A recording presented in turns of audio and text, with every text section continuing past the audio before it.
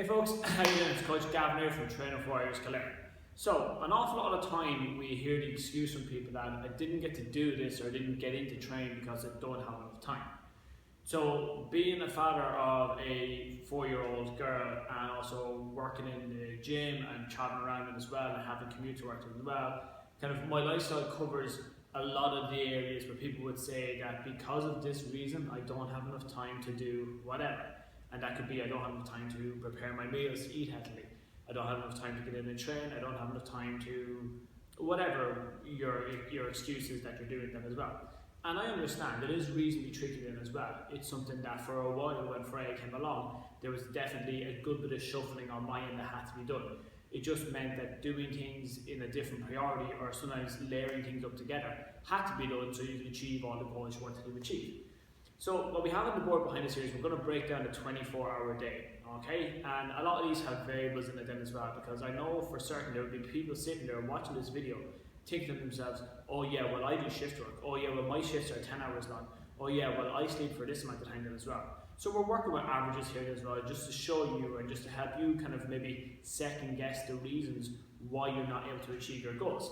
So as I said, I want to start with your standard 24-hour day because that's how all days go.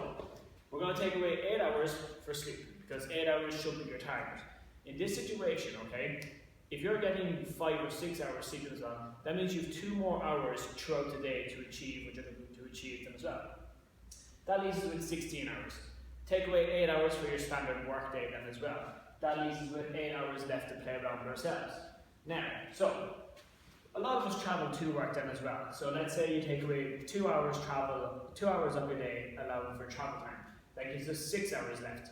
If your kids have after school activities then as well, that's another 2 hours. But in reality then as well, if you're with your partner as well, most likely you or them will cover the activity, so it kind of frees you up. Also, bonus point here, when your kids are off doing their activities, that's usually a 45-60 minute window. That should allow you to go and do something yourself then as well. It could be as simple as going out to a separate section of the field or the pitch that the kids are training on, doing your own workout, getting a good sweat on, and 2 birds with 1 stone. So that's that excuse knocked on the head straight away.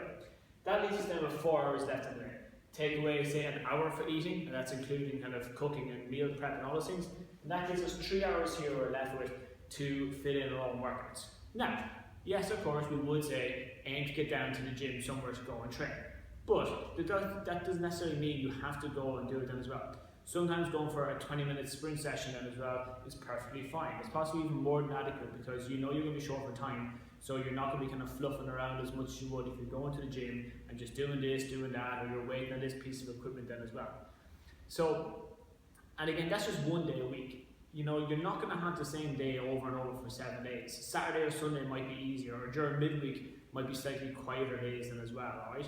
And as we said before, kind of about the food prep side of things, do your food prep as you're watching TV or as you're watching sports then as well. So if you're watching a football match, just layer them up then as well. So put the TV on the kitchen or put the laptop on the kitchen as you're preparing your food. And again, you're still watching your match, you're still watching TV, but you're also getting your food prepared in advance for the week ahead then as well.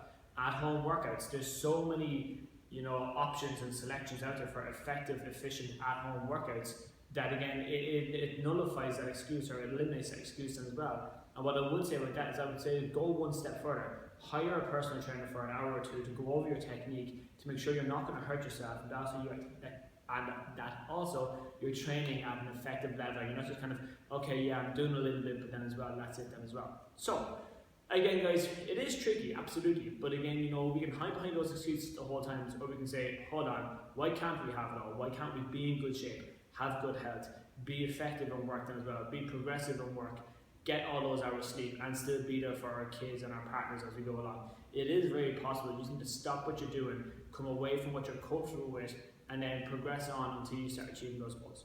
Alright guys, thanks for your time. I'll talk to you soon. Bye.